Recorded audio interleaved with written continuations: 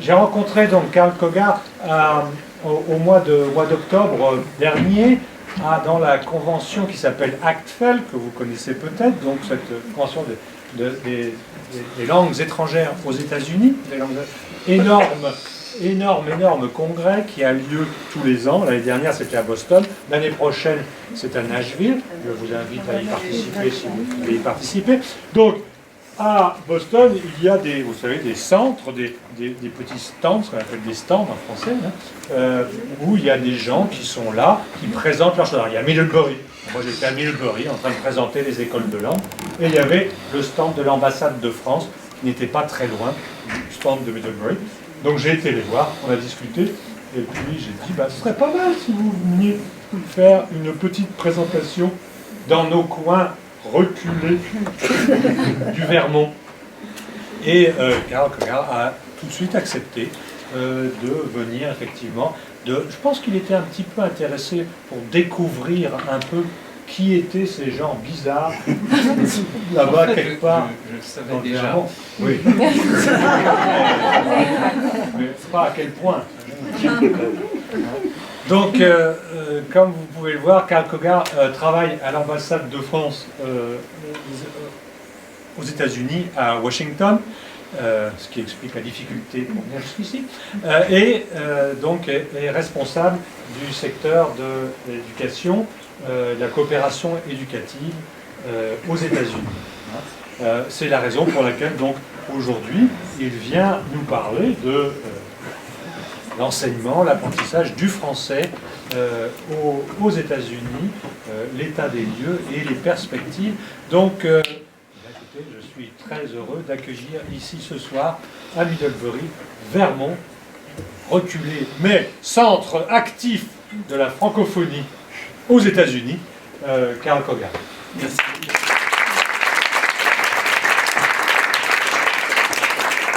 Merci beaucoup. Je suis d'accord. Un grand merci à vous, Philippe, de m'avoir invité au mois de novembre dernier lors de la session d'ATFL, en effet.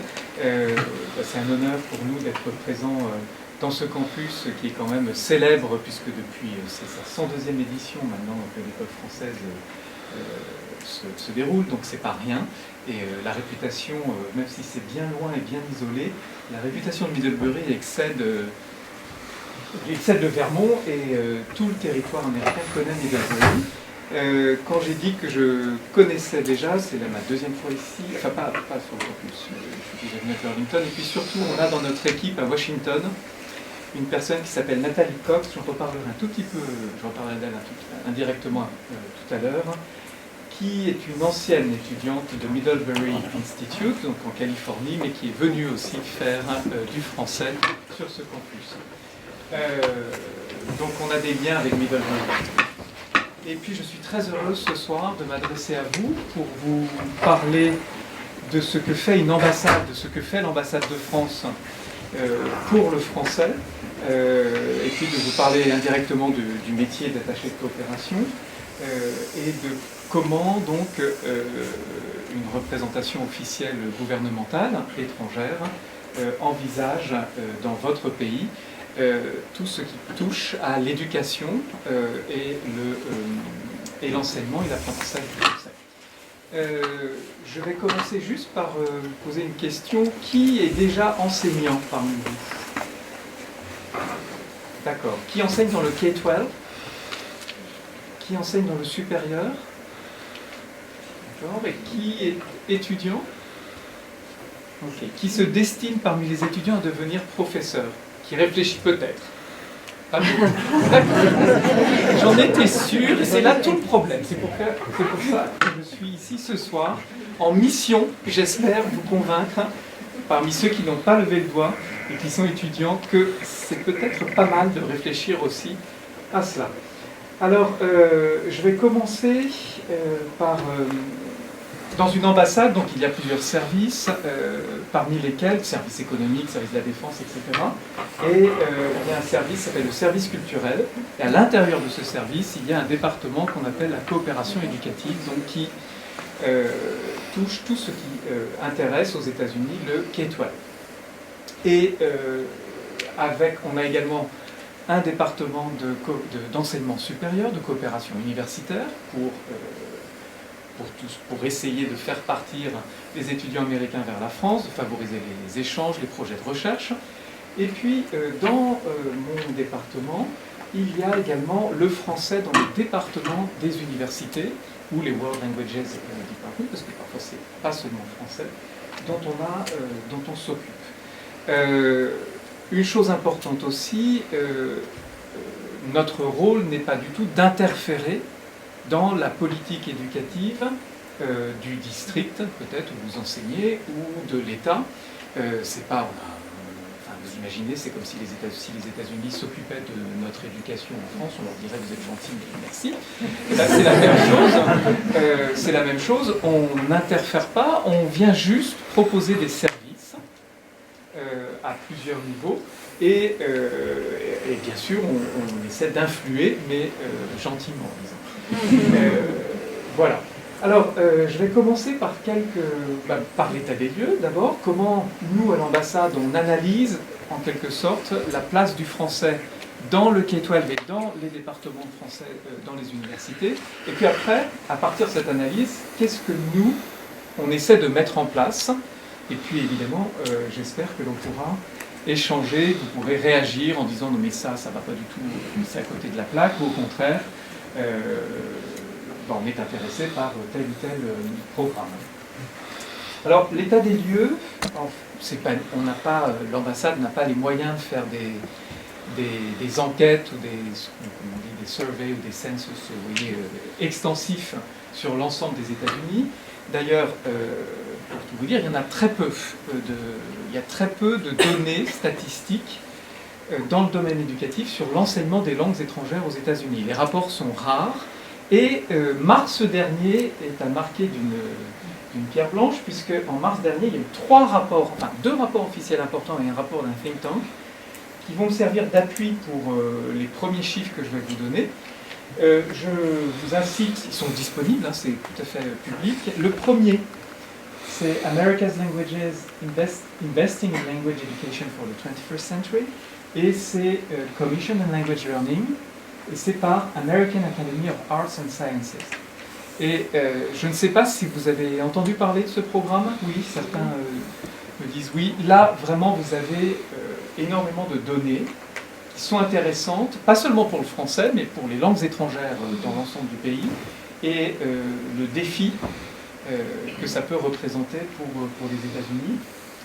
Un autre rapport fait par une association qui est à Washington, American Councils, qui s'intitule The National K-12 Foreign Language Enrollment Survey Report, et qui K-16, oui, pardon. D'ailleurs, oui, pardon. K-16, vous avez raison.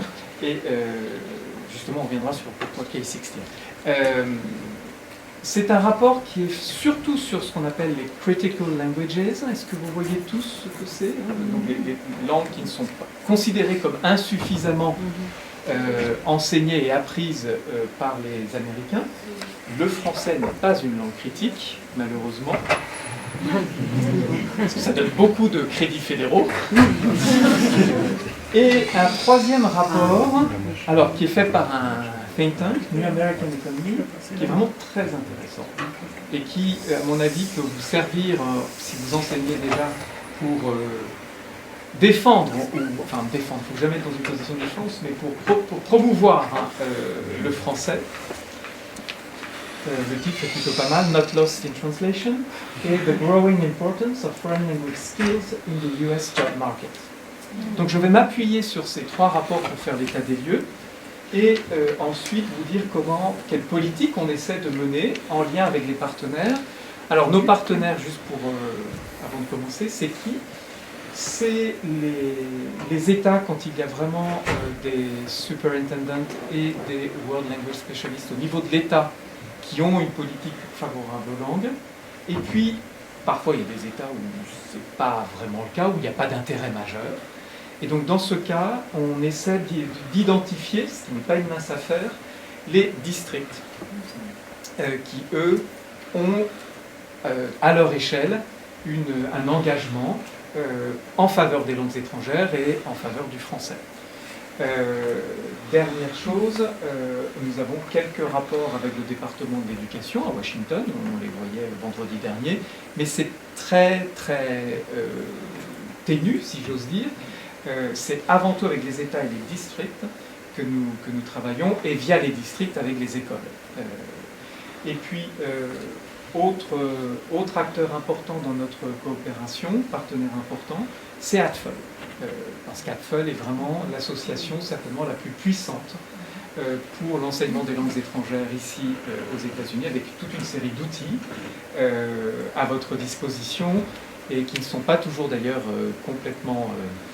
enfin, on se désole bien que le cadre européen de référence pour les langues n'ait pas été choisi comme outil de cadrage et d'évaluation pour les langues. ADFL s'est beaucoup inspiré de ce cadre européen pour faire la grille ADFL que vous connaissez évidemment et que vous utilisez. Mais il y a des correspondances. Alors, je commence. Surtout, vous m'arrêtez s'il y a des questions, si c'est pas clair. Ça marche, oui. Donc, d'abord, les États-Unis, je ne vais pas vous apprendre beaucoup de choses, hein, mais les États-Unis, c'est un pays qui n'est pas... qui à la fois fait, c'est le melting pot, donc il y a plein des populations d'origines diverses qui apportent, lors des flux migratoires, leur propre langue. Donc, en soi, ce n'est pas un pays monolingue. Or, c'est quand même un pays monolingue, largement, puisque 231 millions d'Américains ou de résidents permanents aux États-Unis ne parlent que l'anglais, pas d'autres langues. Donc, c'est une très grande partie du pays. Et ensuite, les rapports nous disent que 30 millions parlent l'anglais et une autre langue couramment. Et on va revenir justement sur ces 30 millions-là. Et puis, 30 millions parlent l'anglais et ont une maîtrise, disons, on va dire scolaire, d'une seconde langue, qui est souvent, évidemment, l'espagnol. Et puis après nous, quand même, le français. Alors, un pays qui a tout pour être plurilingue, mais qui en fait est monolingue, largement. Ensuite, les 30 millions qui parlent au moins 2 langues couramment, anglais ou l'autre, ils l'ont acquise comment, cette autre langue? Ben, ils ne l'ont pas acquise à l'école, en fait. Ils l'ont acquise parce qu'ils sont certainement, dans leur famille, dans leur histoire personnelle, il y a une autre langue familiale qui est là et qui est maintenue, plus ou moins. On sait qu'au fil des générations, la langue d'origine peut très vite se perdre, à tout niveau, hein, en compréhension, en production. Mais 75% donc des gens qui parlent couramment une autre langue, en fait, l'ont acquise dans l'environnement, on va dire, familial, à la maison. Et là aussi, si après on regarde les chiffres plus en détail, vous pourrez vous reporter vraiment à ces rapports, c'est l'espagnol qui domine largement. Pour le français, c'est 0,4%. C'est très très peu, et ça se comprend très bien, puisqu'il y a très peu finalement de francophones qui ont migré aux États. Enfin, il y en a eu beaucoup, mais l'histoire a fait que le français n'a pas pris. Donc 16,3% à l'école, 8,2% ailleurs. Alors ce ailleurs est bien mystérieux, je ne sais pas, ne me demandez pas, je ne sais pas. Il n'y a pas de notes, j'ai interrogé, je ne suis pas sûr. Enfin, mais 16,3% à l'école, donc on va dire d'apprenants, hein, pour avoir un terme générique, hein, ça peut être des lycéens, ça peut être des étudiants, ont finalement acquis une compétence courante d'une seconde langue. C'est peu. Hein. En Europe, 66% de la population est supposée, hein, après, attention après sur la mesure de cela, mais est supposée avoir une seconde langue, disons à un niveau, selon le cadre européen, B1, B2. D'accord ? Donc ça n'est pas le cas ici, et donc on voit à la fois, je vous montre à la fois le côté un peu sombre, le tableau est un peu sombre, mais en même temps il est réjouissant parce qu'il y a plein de choses à faire. Ça c'est le discours toujours voir l'autre chose pour nous, le potentiel en fait. Donc, malgré tout, il semble que l'enseignement des langues étrangères ne soit pas absolument une priorité dans l'éducation scolaire aux États-Unis, malheureusement. Alors évidemment, entre nous, on est convaincus, mais beaucoup de gens ne pensent pas qu'il est nécessaire d'avoir une autre langue. Pourquoi? Parce qu'en fait, il y a cette idée reçue que l'anglais est bien suffisant pour pouvoir d'abord vivre dans son quotidien, ça c'est une évidence, encore que dans certaines zones du pays, moi je me rends compte pour voyager, parce que je circule beaucoup, quand même que l'espagnol ce serait pas mal aussi. Et puis, parce que beaucoup n'envisagent pas finalement peut-être dans leur futur ou dans leur profession, n'imaginent pas qu'une autre langue puisse leur être utile. Alors, où sont enseignées les langues étrangères, à quel niveau? Dans les écoles primaires, vous voyez que les statistiques, on n'en a pas de plus récentes. En 2007-2008, 25% des écoles primaires aux États-Unis proposent des cours de langue. Seulement 15% des écoles publiques et 50% des écoles privées. Donc on voit bien déjà aussi comment l'accès finalement à l'éducation, on va dire, linguistique est quand même sélectif par l'argent, tout simplement parce qu'on peut aller dans une école privée qui propose cela, alors que dans le public, on a beaucoup moins de chances d'être exposé, jeune, à une langue, à une seconde langue, à une autre langue. Or, on sait que plus on est exposé tôt, mieux c'est. Et les choses ne vont pas dans le bon sens, puisque vous voyez que 10 ans avant 2007-2008, c'était 31% au total des établissements scolaires américains, donc un tiers qui proposaient une langue étrangère. Ça c'est pour le primaire. Dans le secondaire, aujourd'hui, il y a 10 ans, je ne suis pas sûr que ça s'améliore, 58% des middle schools, donc des collèges en français, offraient une offre de langue étrangère. Là où ça ne va pas bien, c'est qu'en 96-97, c'était 75%. Là, il y a une grosse chute. Alors, je ne sais pas si parmi vous, parmi ceux qui sont enseignants déjà peut-être dans des middle schools, si vous avez déjà dû vivre la fermeture d'un programme de langue. Non, tant mieux. Mais nous, à l'ambassade, on reçoit quand même régulièrement des courriers d'école. Alors à l'ambassade, j'aurais dû le préciser, ou dans les consulats généraux, puisque vous voyez que depuis Washington, on ne peut pas avoir une action, disons, de terrain,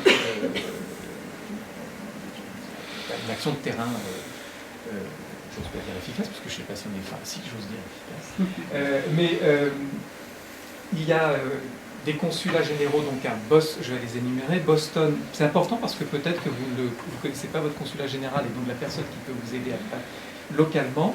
Il y a Boston, New York, Washington est aussi un consulat général, mais à Washington on a les services, on va dire, fédéraux dont j'ai la responsabilité pour l'éducation. Atlanta, Miami, la Nouvelle-Orléans, Houston, San Francisco et Chicago. Et Chicago, pardon, je dis Chicago. Et ensuite, chacun de ces consulats généraux a une compétence géographique. Donc, par exemple, je vais prendre Atlanta. Atlanta s'occupe bien entendu de la Géorgie, mais aussi des deux Carolines, de l'Alabama, du Mississippi et du Tennessee. C'est bon, je crois que je n'ai pas oublié. Etc. Donc, si vous ne savez pas, a priori, de qui vous dépendez, qui peut être votre interlocuteur, n'hésitez pas à me le demander, je vous donnerai ce renseignement. Je ne sais plus pourquoi j'ai fait cette parenthèse, mais oui, régulièrement, donc que ce soit les consulats ou nous-mêmes à Washington, on reçoit donc des courriers disant « S'il vous plaît, pouvez-vous écrire au district, pouvez-vous écrire au superintendant ou au principal, etc., que ce serait bien de ne pas fermer le programme de français, mais on fait parfois des actions conjointes avec nos homologues japonais et allemands, avec des Chinois, on reviendra pourquoi le mandarin n'est pas encore complètement pas menacé, encore que. Il peut arriver qu'on fasse des courriers conjoints. Ça s'est fait en Virginie il n'y a pas longtemps. Alors, en revanche, où sont enseignées les langues étrangères aux États-Unis? C'est dans les lycées. Mais on peut dire 91%, bah, super chiffre. Voilà, en gros, tous les lycéens reçoivent un enseignement de langue étrangère aux États-Unis. C'est super. Bah oui, mais non, parce que le chiffre est bon, mais après, il faut regarder qu'est-ce qui est enseigné et combien d'heures, qu'est-ce qui est donné comme enseignement. Et là, vous le savez, c'est très inégal. C'est complètement inégal puisque l'éducation aux États-Unis n'est pas une affaire fédérale. Enfin, c'est une affaire fédérale, mais c'est surtout une affaire d'État et de choix de district. Et donc, il y a des inégalités, là aussi, dans le volume horaire qui va être proposé aux lycéens. Ça peut être 2 heures pendant 2 ans, et puis ça peut être au contraire plus conséquent, 4 heures pendant 3 ans, etc. Ça varie énormément. Le résultat est que, et ça c'est pas du tout pour nous ça n'est ni un problème, c'est juste un constat. Quand on est lycéen et qu'on sort d'un apprentissage linguistique, on va dire, traditionnel dans un lycée, en fait, on n'a pas un niveau linguistique, souvent ça tourne autour du niveau A, A2, hein, et ce qui est déjà bien, mais si le lycéen ne continue pas plus tard, ça ne va pas faire un francophone, en quelque sorte, d'accord, comme vous, ça c'est sûr. Alors, il aura peut-être de bons souvenirs, ou peut-être pas, parce qu'en fait, il faut être aussi lucide. On sait très bien que la plupart des lycéens, c'est pareil chez nous, hein, la plupart des lycéens prennent ça parce que c'est là, ils n'ont pas le choix, et donc ils se retrouvent dans le cours de français, mais ça aurait été un cours d'allemand ou de japonais, ou de je ne sais quoi, ça aurait été la même chose. D'accord? C'est-à-dire qu'ils ont pris ça un peu parce qu'il fallait prendre, en fait. Et puis, il peut y avoir parfois la pression parentale, enfin, tout ça fait que ça n'est clairement pas la priorité pour la plupart des lycéens, le cours de langue. C'est un peu différent, pour le coup, de ce qui se passe, je ne vais pas parler de l'Europe en général, mais en France, où là, quand même, dès le primaire, l'enseignement de l'anglais est quasiment systématisé, à petite dose, et puis ensuite est vraiment rendu obligatoire au collège, avec l'ajout d'une seconde langue, ensuite à partir de la 4e, c'est-à-dire du grade 8, ici. Donc on sort avec, et on est censé sortir avec un niveau B2. Bon, on va être lucide aussi, c'est plus un niveau B1, mais quand même. Ça fait plus partie des meubles, si j'ose dire, la langue étrangère dans la scolarité d'un Français qu'aux États-Unis. Alors, vous voyez, tout le monde, quand on parle d'inégalité aussi, il y a une inégalité clairement géographique. Dans le K-12, où est-ce qu'il y a vraiment... donc on voit qu'il y a 30%, de 30 à 51,2% sur 9 États, pardon, je m'exprime très mal, donc il y a 9 États où il y a 30 à 50% d'apprenants dans le K-12 de langue vivante. Et c'est pas très surprenant, c'est le quart nord-est du pays, plus le Minnesota, qui est une politique active pour les langues vivantes. Et puis ensuite, vous voyez, ça décroît. Et ça peut arriver vraiment il y a 13 États quand même où seulement 8% des élèves sont exposés à des langues. C'est très peu. Et ça se reflète aussi dans notre coopération.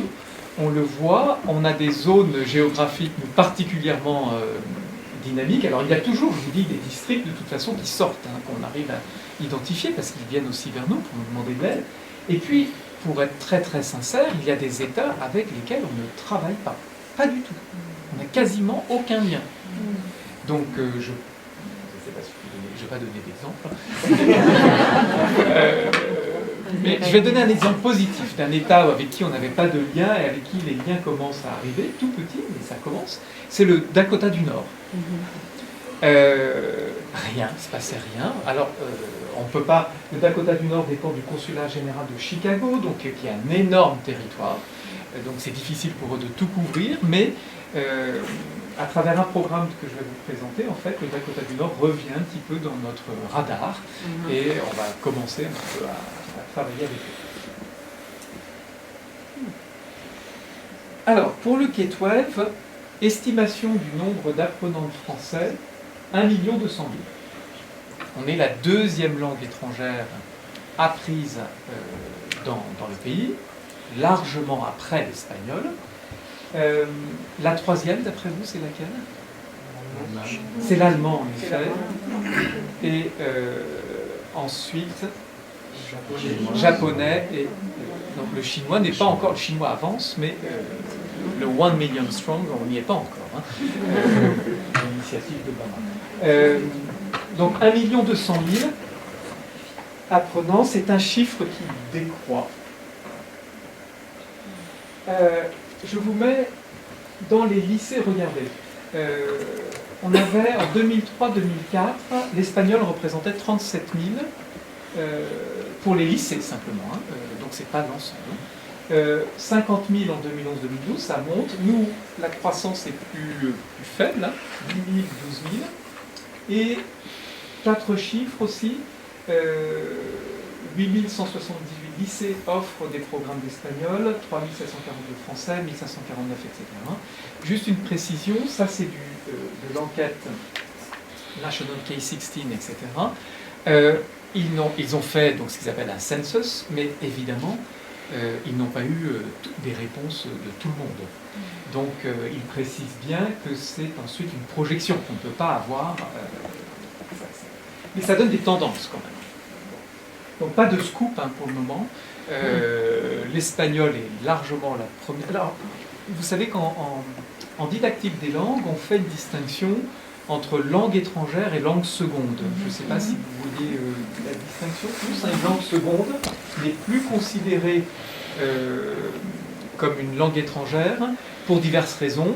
Par exemple, dans certains pays qui, par leur histoire, ont pu être colonisés, prenons le Maroc par exemple pour le cas de la France, eh bien le français n'est pas considéré comme une langue étrangère, il est considéré comme une langue seconde parce que c'est une langue encore largement répandue, même si elle se la diminue, dans certaines couches de la population, dans l'administration, etc. Ça peut être toujours une langue de travail. Donc, ce qui se passe, il y a vraiment quelque chose de passionnant en tous les cas dans votre pays, du point de vue des politiques linguistiques et de la sociolinguistique, c'est ce qui se passe avec l'espagnol. Parce que certainement que dans des États, c'est un fait, l'espagnol devient une seconde langue, est une seconde langue, pardon, c'est pas devient, est une seconde langue, voire dans certaines zones, à mon avis, est en passe d'être la première langue d'usage.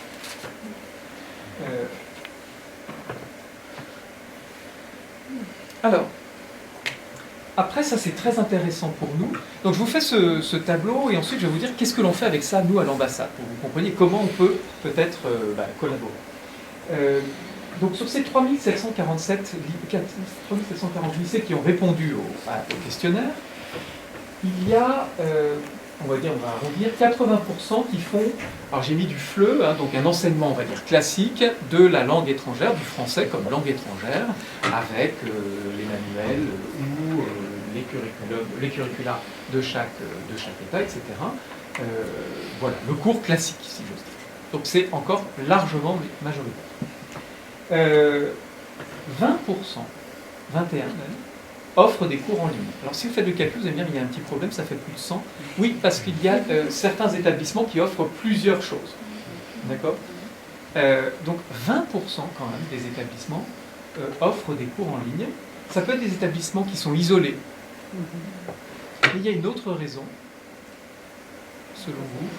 Ça coûte moins cher que le prof. Voilà. Alors, ça coûte moins cher que le prof et il n'y a pas de aussi. Donc on en revient à notre problème, hein. Le peu de jeunes étudiants qui ont levé le doigt pour devenir prof, c'est un vrai défi pour le pays et pas que pour le français. En fait, hein. Il y a vraiment écrit, on va revenir là-dessus, sur l'enseignement. Donc, ça c'est quelque chose qu'on a découvert grâce à ce rapport, donc très récemment. Et donc il y a des virtual high school ou des virtual campus en Virginie, par exemple, avec qui on vient d'être en relation là-dessus. On a une réunion avec eux la semaine prochaine. En Floride, etc. Il y a des États maintenant qui développent systématiquement cette forme virtuelle d'apprentissage de la langue. Certains ont un dispositif mixte, hein, vous voyez, assez faible, en ligne et présentiel, 9% du blended de l'année. Et puis il y a les 9% que j'ai mis juste en dessous quand même, en dessous des 80. L'enseignement bilingue.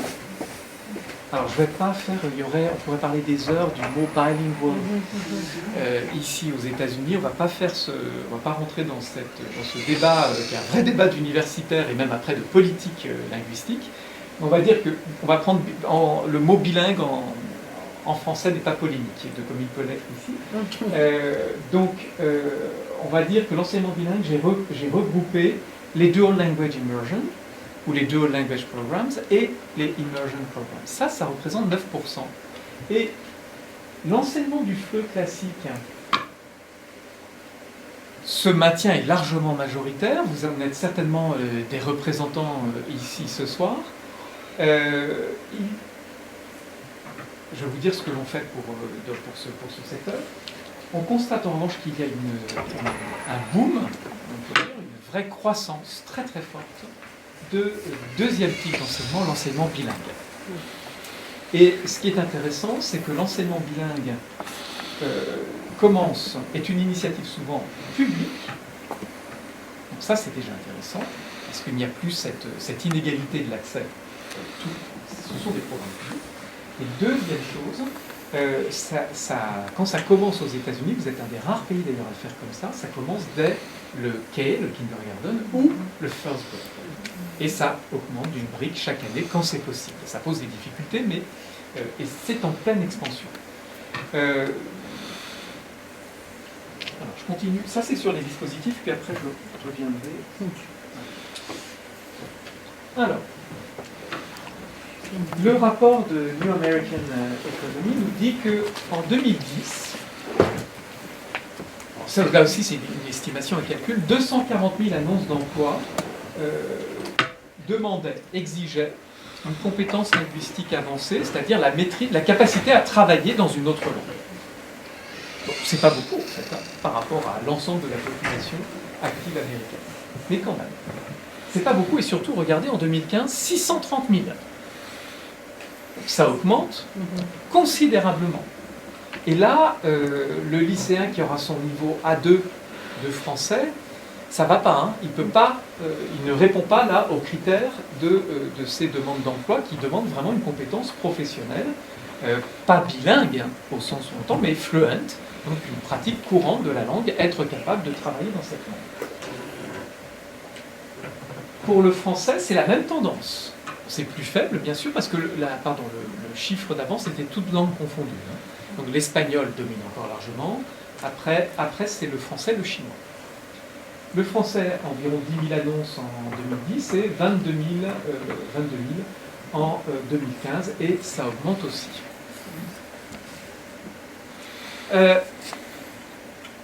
Juste une question, savez-vous quels secteurs professionnels sont les plus demandeurs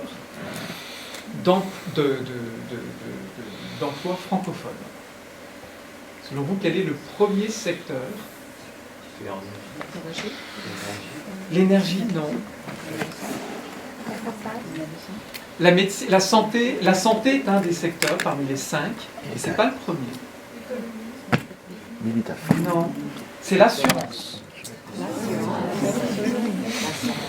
Donc c'est pas la mode, c'est pas le luxe, c'est pas le tourisme, c'est l'assurance, la santé, l'humanitaire.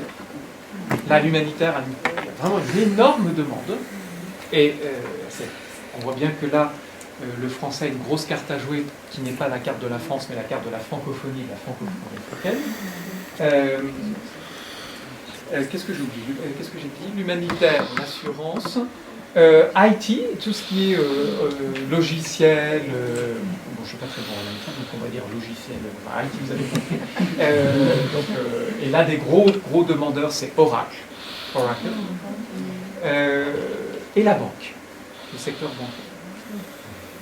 Et puis, il y a un secteur aussi qu'on oublie, la comptabilité.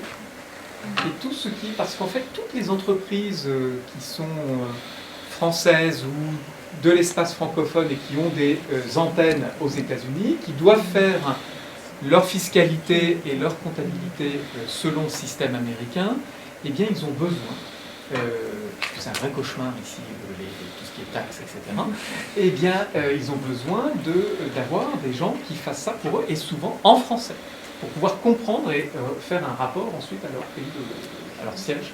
Et donc, il y a des secteurs comme ça professionnels qu'on n'imagine pas, qui sont les premiers pourvoyeurs d'emplois francophones. Et ça, c'est intéressant parce que quand vous avez vos élèves devant vous, certains peut-être se destinent à devenir justement experts comptables ou du coup le français, rien à faire, ça va jamais me servir dans ma vie. Il a peut-être des chances de trouver ensuite un job, un poste qui pourrait l'intéresser et s'il n'a pas le français, il ne l'aura pas. Voilà. Ça, ce que je dis est aussi valable pour toutes les langues, bien sûr. Donc en tous les cas, le constat que l'on fait, nous, et que vous connaissez déjà, il n'y a pas de surprise non plus, c'est que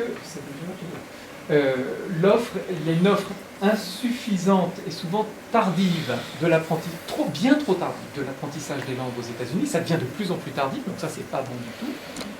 Et à l'école et dans l'enseignement supérieur, parce qu'on sait aussi combien les départements de français sont menacés, les discours ambiants, le discours ambiant contre les humanités est très très fort.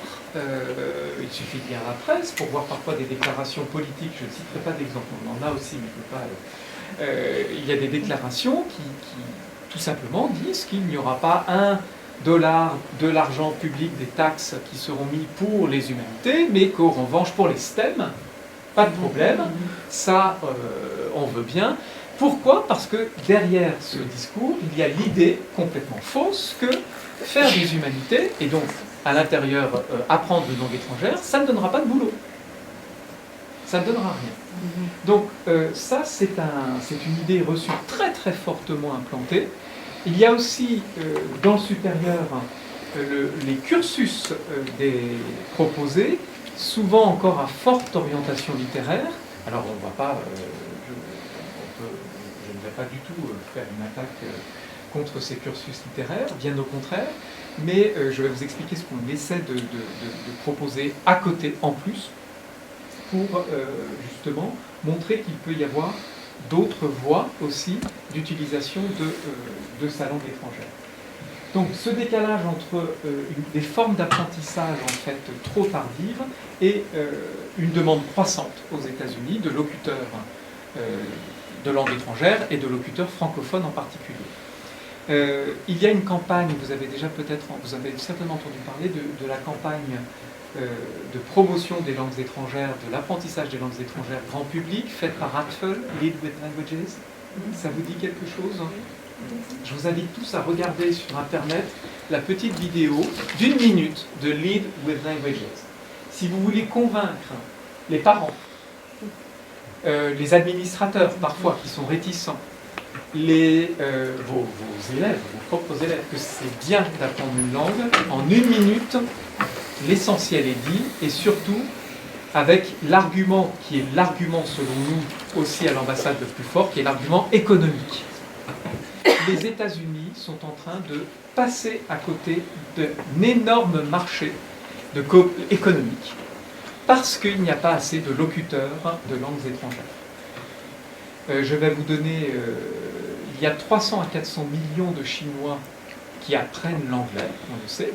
Alors on n'a pas autant de Chinois qui apprennent le français, mais il y en a beaucoup. Ça explose en Chine et en France et aux États-Unis. Il y a plein de Chinois qui viennent apprendre le français aux États-Unis. Et c'est très bien. Pour quelle raison? C'est pas vraiment pour aller voir la Tour Eiffel et pouvoir aller acheter une baguette à la boulangerie. C'est pas du tout ça. C'est pour l'Afrique francophone, principalement. et pour des raisons économiques, parce qu'ils se sont rendus compte que parler la langue de son partenaire économique en Afrique était fondamental pour pouvoir faire affaire, et donc il y a l'achat de terres agricoles, de mines, de minerais, etc., qui font qu'il y a vraiment une politique active d'apprentissage des langues en Chine, des langues étrangères, et ce que dit Hatfull, c'est qu'il faut faire comme la Chine pour les États-Unis. Parce qu'il y a, et Hatfull rappelle aussi que 75% de la population mondiale ne parle pas l'anglais et ne le comprend pas, les 3/4. Ça aussi, c'est une grande, quand on entend ça, on se dit, c'est pas possible.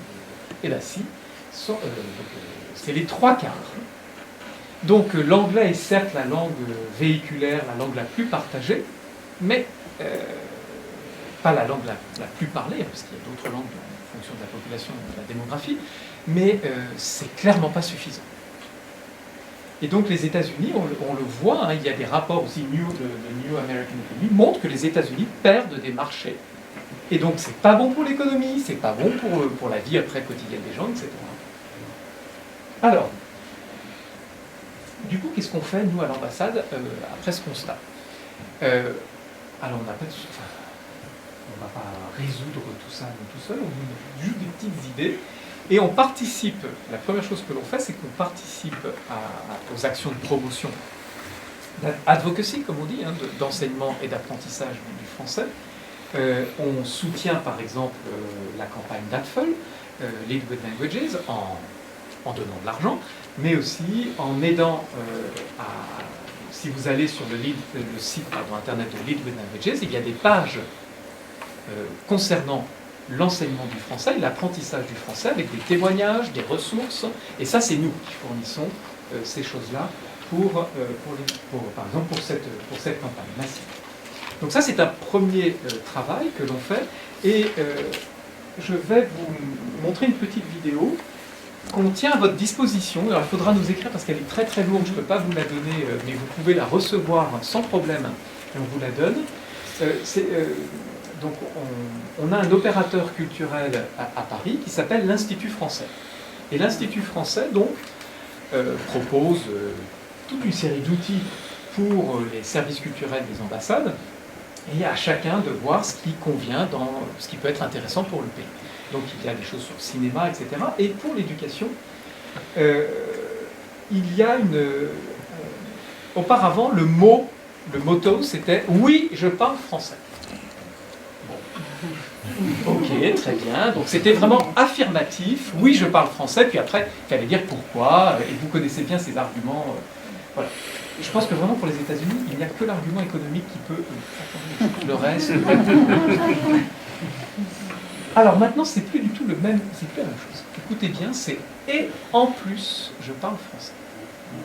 Donc au début, on dit et en fait, aux États-Unis, ça marche super bien. Parce que, par exemple, on constate que qui fait maintenant sa major en français simple? De moins en moins d'étudiants choisissent juste une major French dans le supérieur. Là où le français a encore une carte et fonctionne, c'est en double major. Et en plus, je parle français. Alors, je vais vous montrer.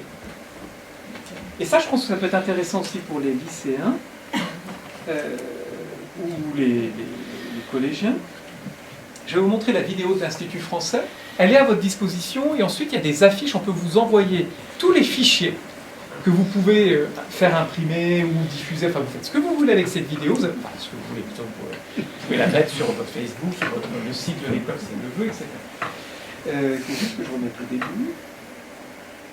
Là, c'est bon. Ça dure 1 minute.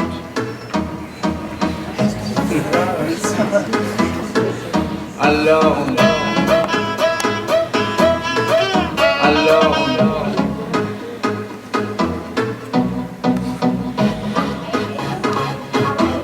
Et en plus, je parle français. Alors on danse.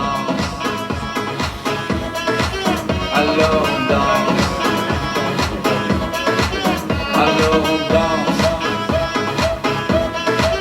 Alors on danse. Et en plus, tu parles français.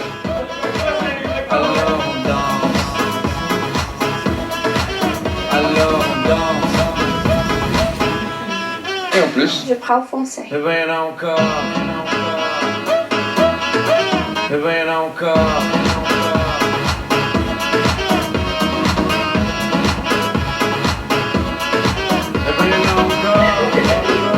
Et en plus, je parle français. Alors on chante.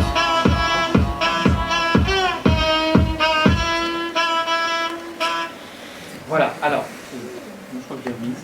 C'est bon. Non, merde. Donc vous voyez, bon, c'est 1 minute, c'est pas des acteurs, hein. C'est vraiment, on est allé chercher des gens, enfin on a demandé, il n'y a pas d'Américains, mais on a une affiche avec un Américain. Et c'est vraiment des gens qui ont leur métier, qui en plus parlent français, et peut-être, je dis bien peut-être, c'est pas sûr à 100%, que ce français-là peut jouer un rôle dans leur vie professionnelle. À Accra, l'ingénieur, a priori, puisqu'Accra c'est un pays anglophone, c'est la capitale du Ghana, un pays anglophone, mais qui entre nous, vous avez peut-être vu dans la presse récemment, est complètement entouré de pays francophones et qui a dit, alors là maintenant ça suffit, il faut vraiment qu'on impose dans la scolarité le français parce qu'on ne peut plus le faire sans la langue de nos voisins. Et quantité, il y a peut-être des chantiers où il y a des ouvriers d'autres pays qui ne sont que francophones, et pour cet ingénieur, il va bien falloir qu'il parle français. On ne sait pas, vous ne pouvez pas savoir, et ce que je dis souvent aussi aux lycéens si on les rencontre, aux étudiants, on ne peut pas savoir ce que la vie réserve. Jamais j'aurais pensé il y a 20 ans me retrouver ici à faire une conférence devant vous ce soir. C'était pas du tout d'ailleurs ce qui était prévu. Et on ne sait pas. Ce que je sais, c'est que si je n'avais pas l'anglais, je ne serais pas là ce soir, ça c'est sûr. D'accord ? J'aimerais bien, après ce poste-ci, aller au Japon. Il faut que je commence très vite à me mettre au japonais si je veux avoir des chances d'avoir ce poste. Parce que les Japonais ne parlent pas bien anglais et ça ne va pas. Donc, l'inconnu, elle est réelle. Et donc, quand on est dans l'inconnu, il vaut mieux avoir tous les avantages dans sa poche. Et une autre langue nous ouvre à d'autres cultures, à d'autres manières de voir, etc. Enfin, vous connaissez tout ce discours que je ne vais pas vous faire, mais peut vraiment, à un moment de votre vie, devenir, de votre vie professionnelle et personnelle, donc, forcément, jouer un rôle majeur. Vous verrez dans les rapports qui sont donnés, dans les témoignages mis en ligne par Lead with Languages, c'est exactement cela qui est dit. Ce sont des gens qui nous disent, mais jamais, quand j'étais lycéen, pour moi, apprendre une langue, j'en avais rien à faire, ça ne servait à rien, je ne voyais pas l'utilité, et puis maintenant, je suis dans une industrie pharmaceutique et j'ai besoin heureusement que j'ai fait du chinois, du mandarin. Vous voyez, je ne parle pas que du français, c'est valable pour toutes les langues. Donc, l'une des actions premières, c'est ça. Il faut changer le récit, comme on dit, et on ne va pas le faire tout seul, nous, hein, mais tous parmi nous, on est tous là, en quelque sorte, des véhicules, des porteurs de messages, et il ne faut pas arrêter de le marteler, ce message. Avoir une autre langue, ça sert. Ça sert, on ne sait peut-être pas encore à quoi, mais ça peut servir. Ça, c'est une première chose. Donc, beaucoup d'advocacy. Ensuite, la priorité de notre action, alors vous allez dire, mince, c'est peut-être pas nous, là, c'est le soutien à l'enseignement bilingue. Alors, je vais expliquer pourquoi. D'abord, c'est en pleine expansion, et l'autre chose, c'est qu'une ambassade, bien entendu, in fine, elle espère avoir des partenaires, ensuite, des Américains, donc francophones, qui seront des interlocuteurs, on va dire, bienveillants, espérons, à toute négociation, qu'elle soit diplomatique, commerciale, économique, culturelle, enfin dans n'importe quel secteur. Et on sait bien que, nous on le voit bien dans notre quotidien, quand je rencontre des gens qui sont totalement francophones, il y a une empathie, une sympathie beaucoup plus forte que si le partenaire est uniquement anglophone, dire ah bah oui, bah non, je sais dire bonjour, merci, puis c'est tout. La relation ne va pas être tout à fait pareille. Donc, d'un point de vue purement côté ambassade de France, si vous voulez, nous, l'idéal, c'est quand il y a de plus en plus de vrais francophones. Or, le modèle éducatif linguistique qui fabrique, entre guillemets, vraiment ces francophones, c'est le modèle bilingue. Le modèle bilingue, sous toutes ses variétés, puisqu'aux États-Unis c'est passionnant, c'est extrêmement divers, hein, ça peut être de l'immersion, comme il y a par exemple dans le Maryland tout près de Washington. Ça peut être du dual language, comme le fameux modèle, voire du dual language immersion, comme par exemple en Utah, qui a complètement changé sa politique éducative en décidant de passer vraiment à mettre l'accent sur l'enseignement des langues. En Louisiane, c'est l'immersion, etc. Et c'est un phénomène, ce phénomène de l'enseignement bilingue ne touche pas que le français, il touche toutes les langues en fait. Les trois principales langues, c'est là encore bien sûr l'espagnol, mais aussi le mandarin. Alors le mandarin bénéficie d'une part de son statut de langue critique et d'autre part d'un accord d'État entre l'administration précédente Obama et le président Xi Jinping de l'initiative 1 Million Strong, qui donne beaucoup de crédit pour le développement de l'enseignement du mandarin. Et derrière ces deux langues, il y a le français. Et là, on se rend compte, quand on va visiter une école, dès le grade 3, eh bien, je parle aux enfants comme je vous parle ce soir. C'est-à-dire, je ne fais aucun effort pour me faire comprendre. Bon, bien sûr, il y a du lexique qu'ils n'auront pas parce qu'ils sont petits, mais je leur parle comme je parlerais à mes neveux, nièces, par exemple, qui ont le même âge en France. Donc ça, c'est assez remarquable. Ensuite, on remarque évidemment, au fur et à mesure que ça continue, outre les capacités de compréhension, les capacités de production deviennent de plus en plus fortes. Et donc on peut observer dans certains États ou certains districts que le niveau atteint en grade 8-9 est généralement le niveau B2. Donc c'est B2, rappelez-moi, c'est Intermediate High dans l'échelle africaine. Donc ça c'est quand même formidable. Et qu'est-ce qui se passe? C'est que souvent à ce niveau-là, les adolescents qui deviennent futurs étudiants, eh bien, ils peuvent choisir des cours de français facilement, sans difficulté après dans le supérieur, et ils peuvent même envisager le français d'une certaine façon comme un outil professionnalisant. Donc ce soutien à l'enseignement bilingue, je ne sais pas si je vais pouvoir détailler, je vais vous remettre des documents de toute façon. Vous verrez qu'à la fin de... Là c'est une brochure vraiment spécifique dédiée. Alors c'est en anglais parce que la plupart de nos partenaires, vous êtes...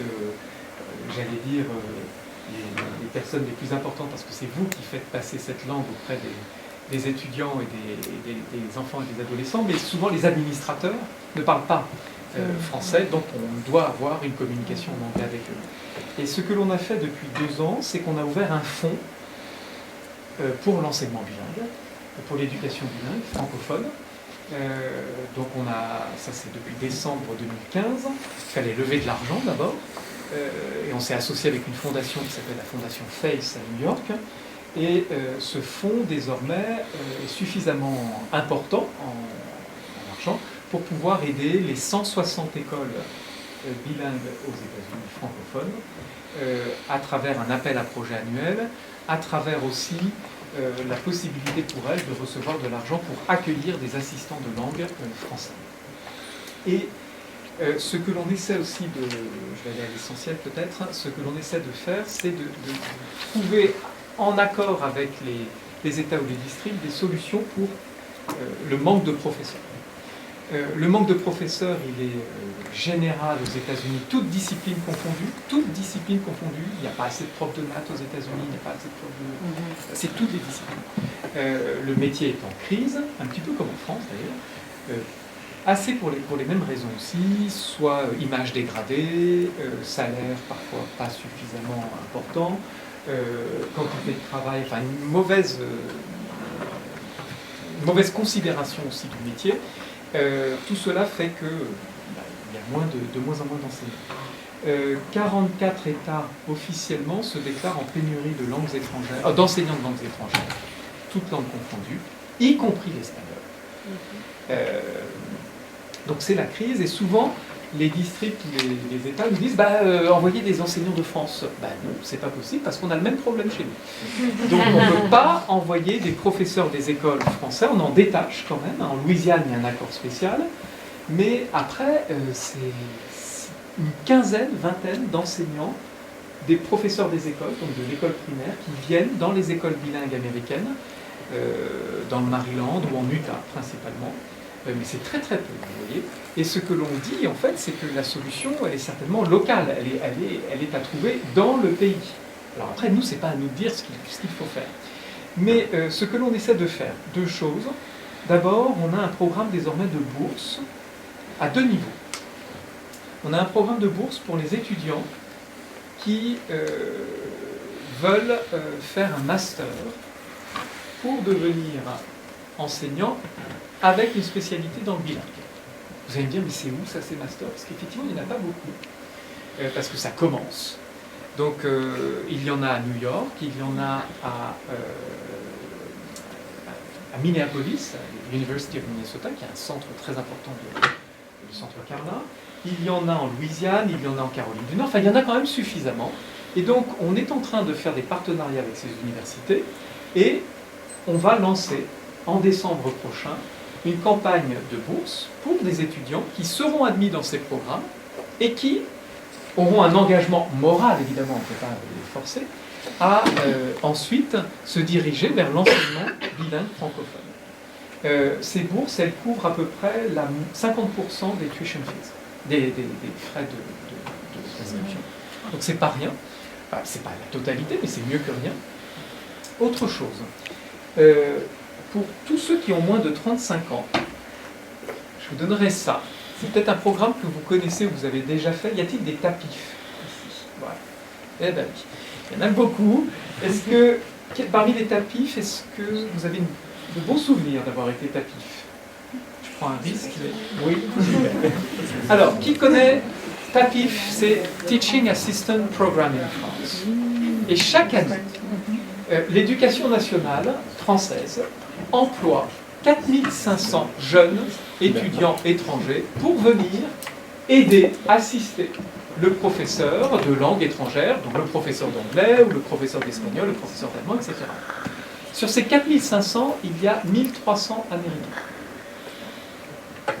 Donc, si vous avez moins de 35 ans et vous dites, tiens, j'irais bien faire une année académique en France, dans une école primaire ou secondaire, comme assistant de langue, c'est-à-dire que je suis aux côtés, je ne fais pas de cours tout seul.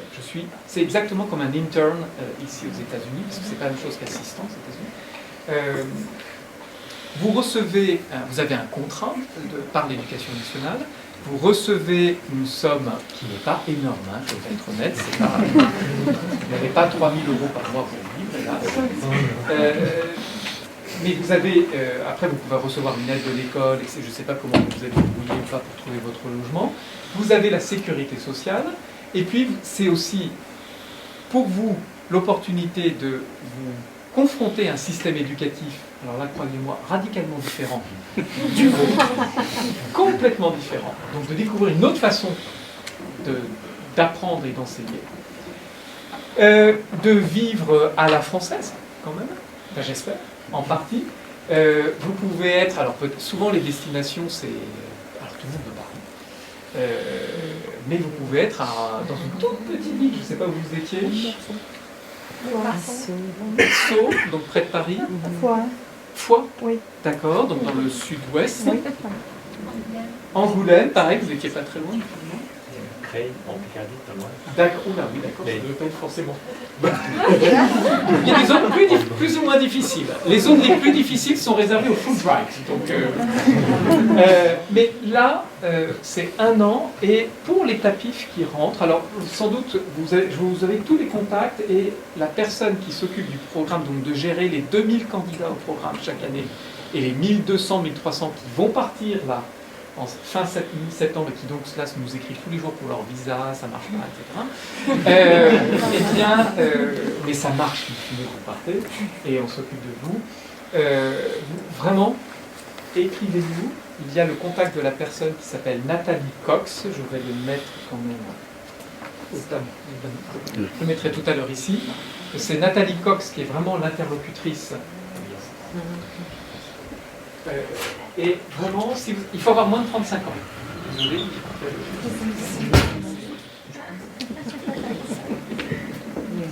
Nathalie Cox, c'est elle qui était de Middlebury et qui est qui est aussi ancienne TAPIF.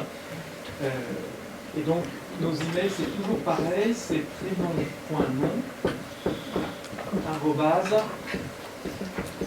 diplomatie,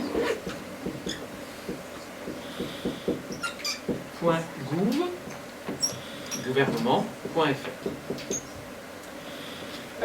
Vous pouvez lui écrire, ou vous pouvez tout simplement, si vous tapez Teaching Assistant Program in France sur le net, vous tomberez directement, il y a une page Facebook, vous tomberez sur la page du site, vous aurez toutes ces informations.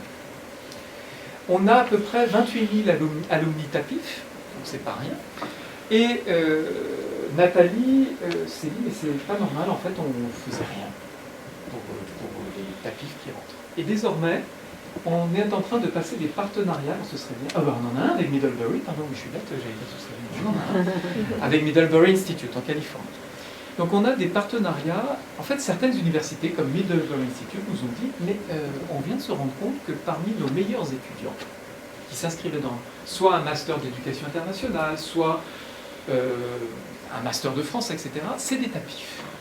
Oui, parce qu'ils ont passé, souvent c'est une année de césure, la gap year entre le undergraduate et le graduate, et donc les TAPIF reviennent avec quand même une expérience dans l'éducation plus culturelle et linguistique, qui fait que ce sont d'excellents candidats pour les programmes de master.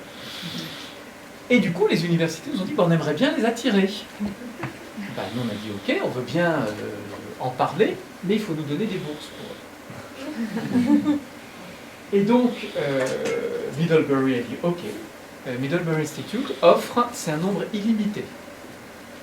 Donc c'est des bourses de $10 000 chaque année, et l'année suivante pour la première année, et $10 000 pour la deuxième année. Et s'ils ont 20 super dossiers, ce sera 20 bourses. Pour la première fois, en septembre dernier, 13 bourses de $10 000 ont été données, $130 000, pour des TAPIF qui se sont inscrits et avaient été acceptés dans un programme de Middlebury Institute en Californie. Et ces 13-là vont avoir leur bourse aussi l'an prochain, etc. On a un partenariat également avec Wisconsin-Madison, qui a un master de French, Professional French, je ne sais plus, je crois que c'est ça. Hein. Et là aussi, alors c'est pas autant, mais c'est 5 bourses de, je crois que c'est, je ne sais plus. Mais en tout cas, c'est 5 bourses pour 5 alumni TAPIF qui seront acceptés dans le programme. On a aussi quelque chose avec Hunter College à New York, et on a un autre partenariat avec l'Université du Mississippi, où là, c'est 3 étudiants qui ont leur master gratuit. Il n'y a rien à payer, et ils ont un poste de teaching assistant. Donc c'est des choses comme ça que l'on met en place. Ça demande beaucoup de temps, parce qu'il faut qu'on signe des conventions, des accords. Et quand on signe un accord aux États-Unis, c'est très compliqué parce que les avocats ici regardent tout. Et nous non plus, c'est pas facile parce que comme on est gouvernemental, on a aussi des contraintes. Il y a parfois des petites expressions qui ne peuvent pas être acceptées dans les Act of God, c'est pas possible dans un accord pour la France. Accepter cette expression. Parfois, c'est très dur de faire l'accord. Donc, l'enseignement bilingue, c'est un fonds avec ce programme de bourse de master pour les étudiants qui veulent faire des masters bilingues et qui ont trouvé une formation. Et donc, j'appelle aux candidats. Vous avez toutes les chances de recevoir, là aussi, on a à peu près 10 bourses de $10 000 chaque année, renouvelables, grâce aux généreux dons que l'on peut avoir d'entreprises qui en plus ont l'élégance de ne pas vouloir être citées. L'autre action, donc tout sera sur la brochure, vous pouvez regarder, le soutien à l'enseignement, au développement d'une offre de cours de français professionnel. De plus en plus de départements d'université donc il y a pas, en novembre dernier, à Boston, j'avais un rendez-vous avec un collège qui pourtant a une vingtaine d'étudiants chaque année dans sa promotion de Master Major French, donc c'est vraiment pas du tout... c'est un bon chiffre, et bien c'est terminé. Ils vont devoir passer à autre chose. Parce que, avec ce fameux discours contre les humanités, etc.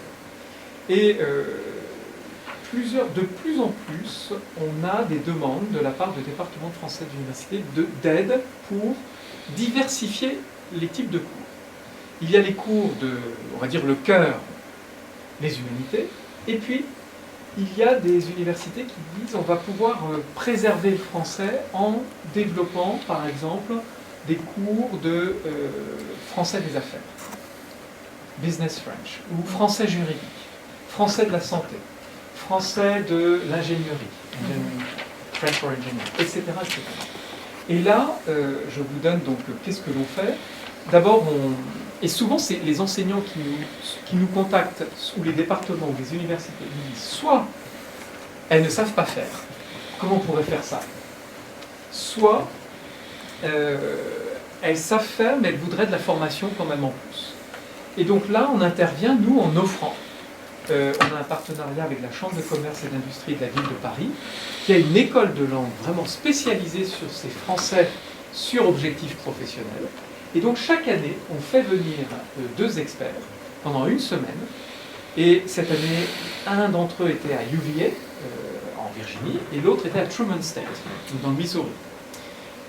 Pourquoi? Parce que Truman State va ouvrir une branche de français professionnel. Vous avez suivi la formation? Non, pas là, mais dans le Missouri. Dans le Missouri. Je connais. Et ces universités sont des structures d'accueil. Elles construisent une formation d'une semaine avec nous, mais ce n'est pas que pour leurs enseignants, c'est ouvert à toutes les autres universités. Ça, c'est nous qui exigeons.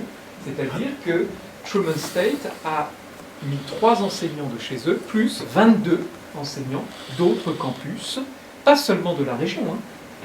Quand on regarde la liste, certains sont venus de Californie, etc.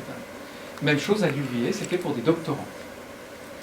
Donc là, et vous voyez comment ça s'articule avec et en plus je parle français, c'est vraiment donner la possibilité à des personnes qui auront pris peut-être en major, je ne sais pas, le droit, mais en minor ou en double major, d'avoir peut-être aussi un cours, certes du cinéma ou de culture française, etc., mais peut-être un cours qui va particulièrement les attirer, le français juridique, si je fais des études de droit.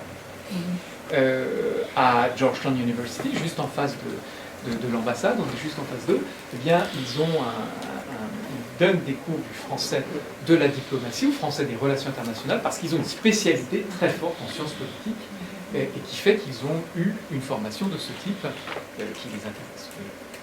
Et donc là, on pense que justement, ça va dans le sens de l'ouverture de la langue française, du changement de cette image, parce qu'on a une image très positive en ce moment, l'image de la France est très bonne aux États-Unis, mais toujours très liée à la culture, l'art de vivre, le vin, les parfums, c'est super, c'est effectivement, ok, c'est ça, mais c'est pas que ça. Il faut absolument qu'on bouge ça, parce que sinon, on perd en fait des pans complets de population qui sont ok, et puis ça sera bien pour mes vacances.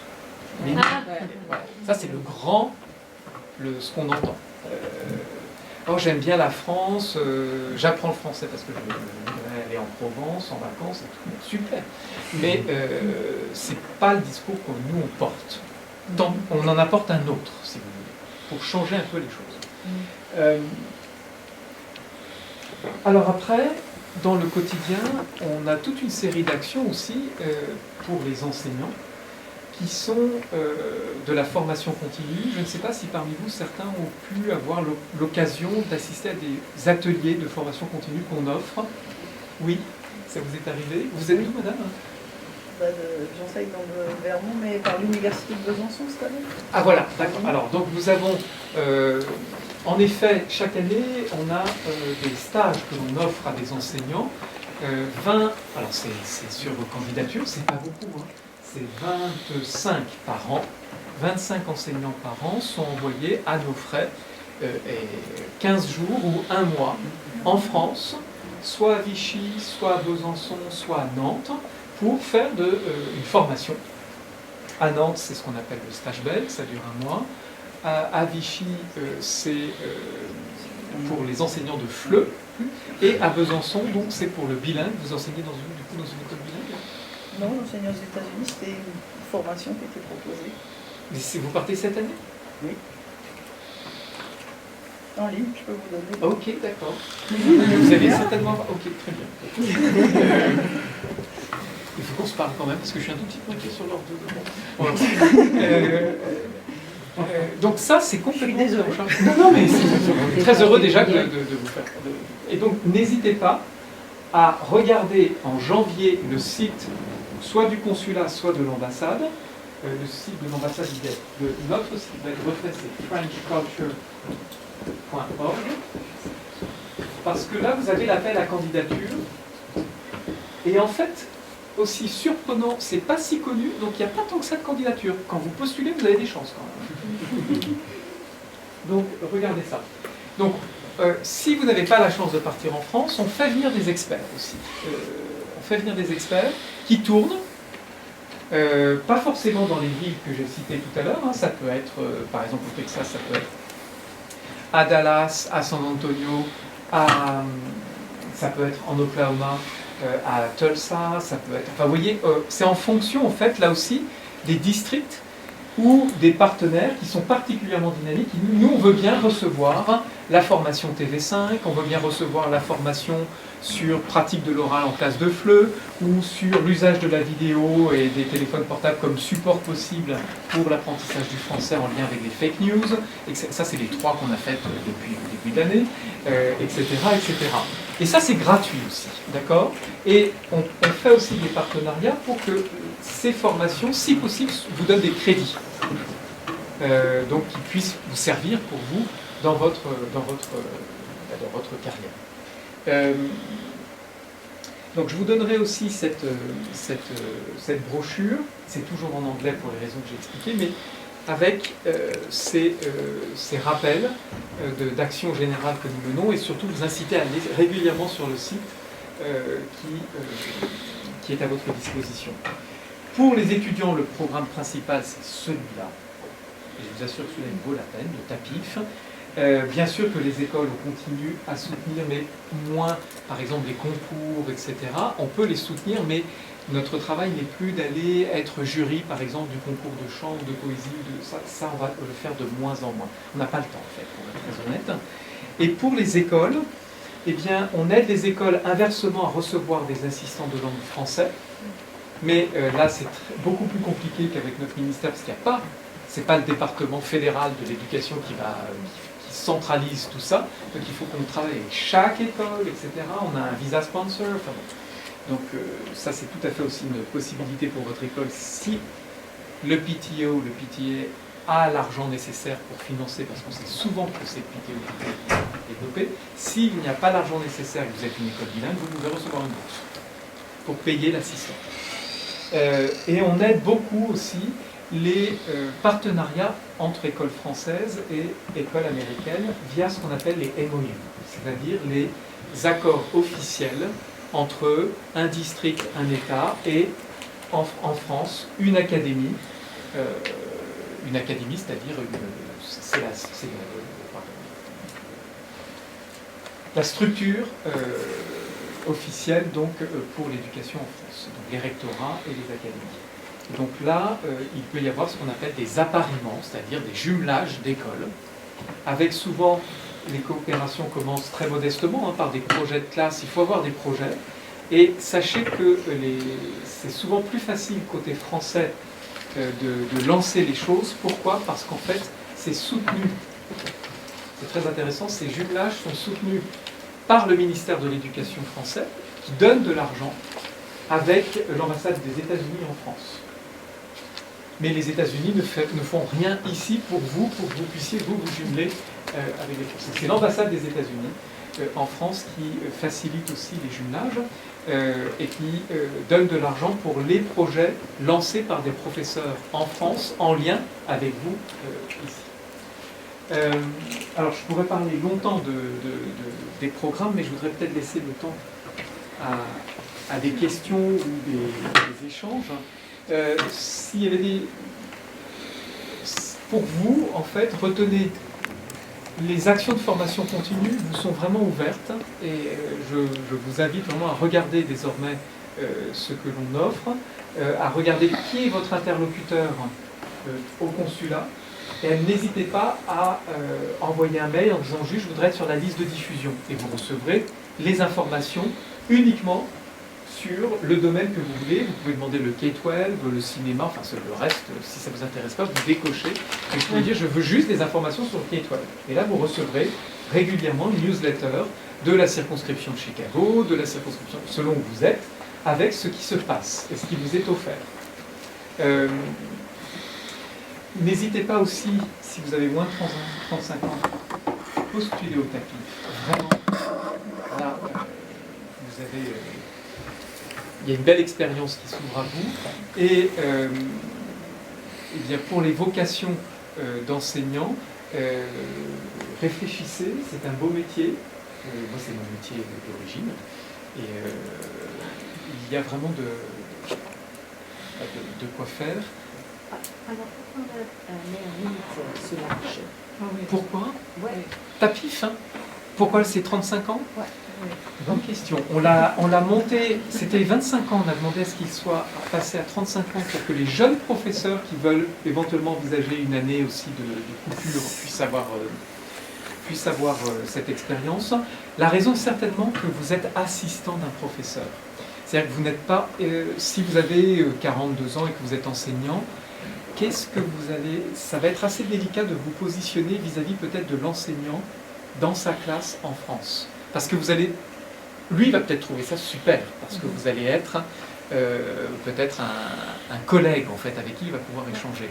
Ce n'est pas l'esprit du programme qui veut, en fait, inciter les jeunes à venir chez nous et donc à renforcer leur français pour ensuite, quand ils sont dans le retour... Parce que beaucoup de tapifs ne sont pas du tout de profs. 25% deviennent profs, c'est quand même beaucoup, mais 75% font autre chose. Nathalie Cox, bon, elle a atterri à l'ambassade, mais vous ne pouvez pas vous imaginer, moi je me déplace beaucoup, le nombre de tapifs, là déjà encore ce soir, mais le nombre de tapifs que je rencontre par hasard à chaque fois, et c'est pas dans des rendez-vous éducatifs, hein, c'est souvent, ça peut être dans un restaurant, ça peut être mais complètement dans il y a des hasards qui fait qu'à chaque j'ai été tapis, mais je crois que l'idée, c'est que comme ce sont des assistants, ce ne doit pas être des collègues, en fait, pour l'enseignement français. Je pense que c'est ça la réserve. Merci pour votre éclairage à propos de ces chiffres de l'état de la langue française aux États-Unis. Moi, ce qui m'a frappé dans votre conférence, c'est le fait que l'enseignement de la langue française, qui est tout de même fait partie des humanités en France et qui a une dimension culturelle énorme, disparaissent d'un coup. C'est-à-dire que je ne vois pas du tout où est la culture française dans tout ça. C'est-à-dire qu'on a tendance à réduire maintenant le français à la part de marché. C'est-à-dire, voilà, si vous voulez travailler, vous apprenez le français. Alors que seulement au XIXe siècle, les manières françaises, la culture française, etc., étaient de mise, y compris en Russie. C'est-à-dire que pour être à la mode, pour être raffiné, il fallait... C'est-à-dire que il ne faut pas abandonner ce côté-là culturel. Mais on ne l'abandonne pas, je n'en ai pas parlé. Et il me semble que ce côté un petit peu commercial me fait un petit peu mal en tant que littéraire, en tant que francophone. J'aurais voulu tout de même que la culture porte la langue. Bien sûr. Alors, je peux faire une réponse violente en disant, par exemple, nous sommes au 21e siècle et que les choses ne sont plus du tout perçues de la même manière. Mais, en fait, ce n'est pas du tout cette réponse que je veux vous faire, parce qu'on continue à soutenir de différentes manières tout ce qui est culture, et, mais j'en ai pas du tout parlé, en effet, ce soir. J'en ai pas parlé parce qu'effectivement, je suis sûr que c'est en partie le cœur de ce que vous faites. Vous avez dit vous-même que vous étiez littéraire. Le culturel, en lien avec l'éducatif, on le soutient par exemple en vous proposant une plateforme qui s'appelle IF Cinéma. Est-ce que vous connaissez ça, IF Cinéma? Alors là, vous regarderez. C'est une plateforme pour l'éducation de films francophones, pas seulement français, en ligne, destinée à être... donc on achète les droits, hein, parce que c'est pas... l'ambassade n'a pas les droits. Donc c'est Institut Français Cinéma, IF Cinéma. Et là, encore, écrivez à la personne du consulat ou à l'ambassade pour pouvoir vous inscrire. Et vous avez le droit de diffuser ensuite à votre classe toute une série... y a un catalogue de plusieurs, je crois que c'est 500 films désormais, qui est à votre disposition. Donc ça, c'est juste un exemple.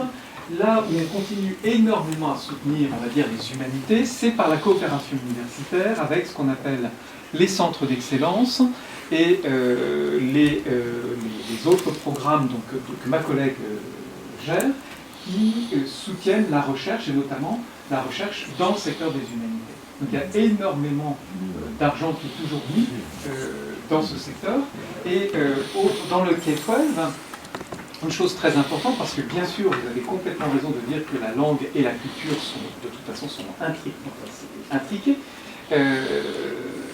Quand, par exemple, pour les écoles alors, bilingues et non bilingues, avec un enseignement classique, on offre depuis l'an passé des tournées d'auteurs jeunesse. Donc l'idée, c'est que, certes, j'apprends le français comme ça dans mon quotidien, mais dès que je sors finalement de l'école, il n'y a pas d'environnement francophone en gros. Peu. Et donc nous, on propose, en invitant ces auteurs jeunesse, soit pour adolescents, soit pour petits, pour faire des écoles bilingues, ou des graphistes, ou des graphic designer, je ne sais pas comment parler. Voilà. On invite ces personnes à faire des ateliers, tout en français. La règle du jeu, c'est que ces personnes font semblant de ne pas parler ni comprendre l'anglais, donc ça c'est terminé, il ne peut pas y avoir de français.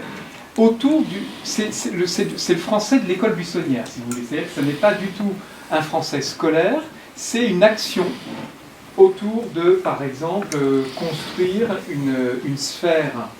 Ça c'est pour les petits, une sphère avec des différentes couleurs qu'on va ensuite accrocher, une boule à facettes si vous voulez, en papier, et qui fait intervenir pas seulement que le français, mais des mathématiques, la géométrie, etc.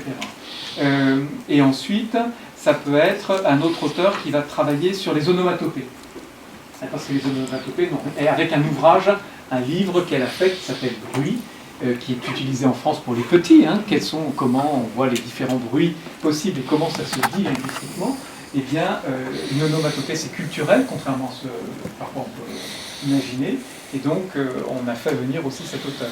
Donc on continue, bien sûr, à véhiculer. Ce que je veux dire, c'est qu'il faut aussi qu'on apporte une réponse quand les humanités sont attaquées pour les préserver en diversifiant, en disant il y a des universités qui nous ont dit on a pu maintenir notre cœur de travail que sont les humanités parce qu'on a lâché un petit peu en ouvrant ces cours de français professionnel que j'évoquais. Et ça, c'est très très important parce que sinon, ils étaient menacés de fermeture.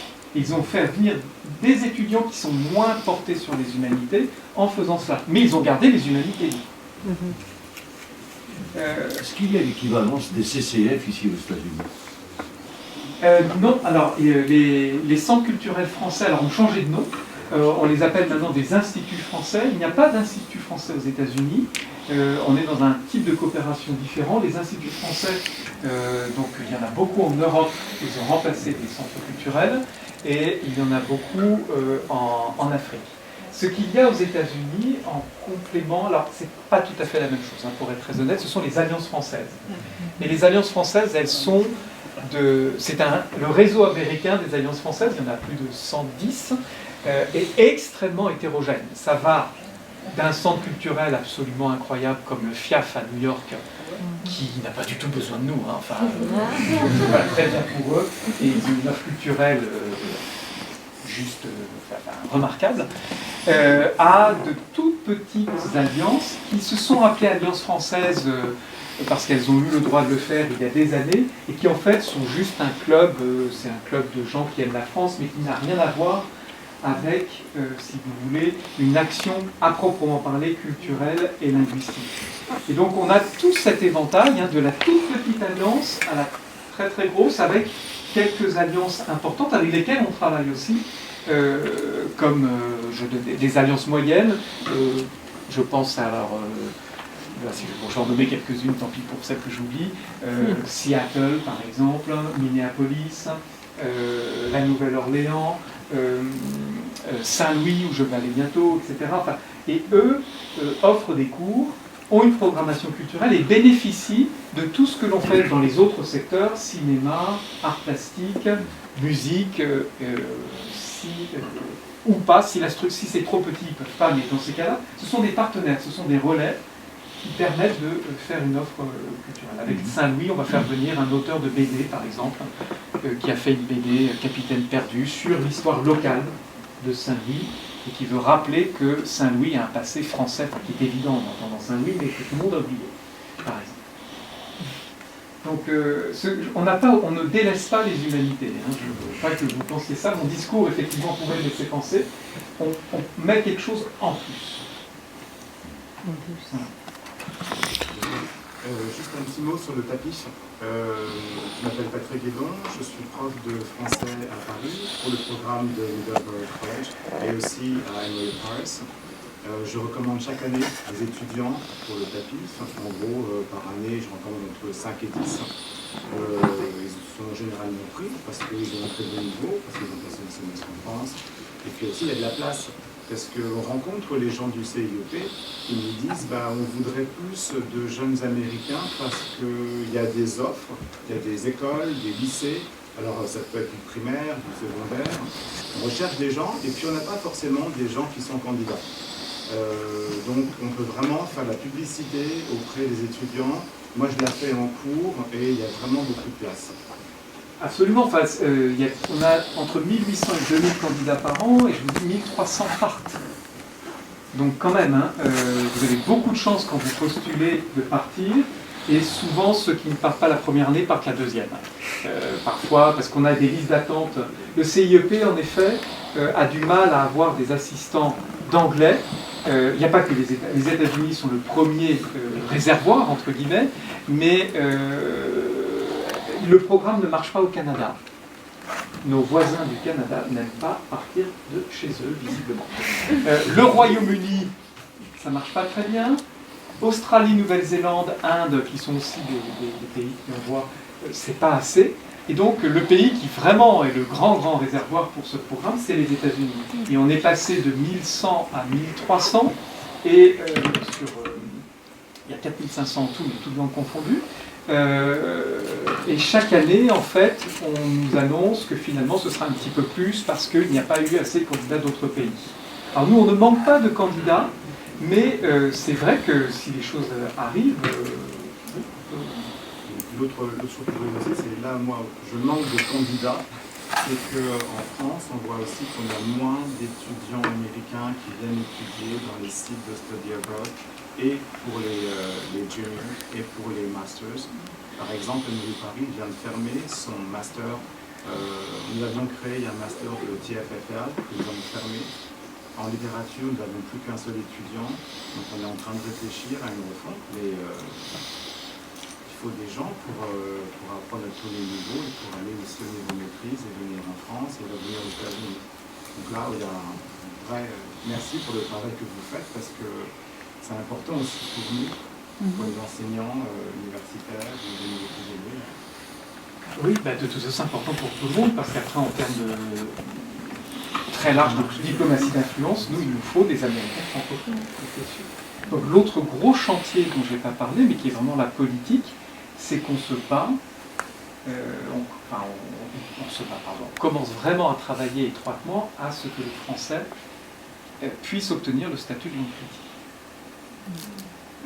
Alors que c'est la deuxième langue enseignée dans le pays, donc, mais il y a un manque de locuteurs francophones aux États-Unis, on a les argumentaires, et donc là, c'est un très long travail. Moi, je serai parti, je pense que ce ne sera pas encore gagné, mais on ne va pas lâcher, et donc on a les contacts, là ça se fait vraiment à Washington, pour que le français soit reconnu aussi comme langue critique aux États-Unis, parce qu'il n'y a aucune raison qu'il ne le soit pas.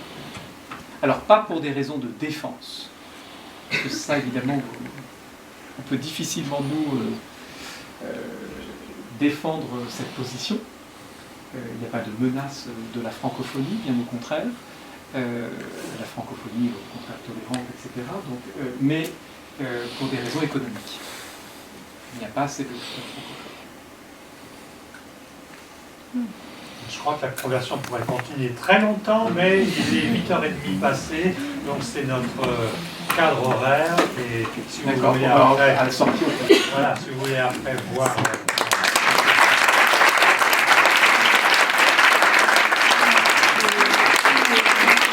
J'espère que j'en ai pour tout le monde.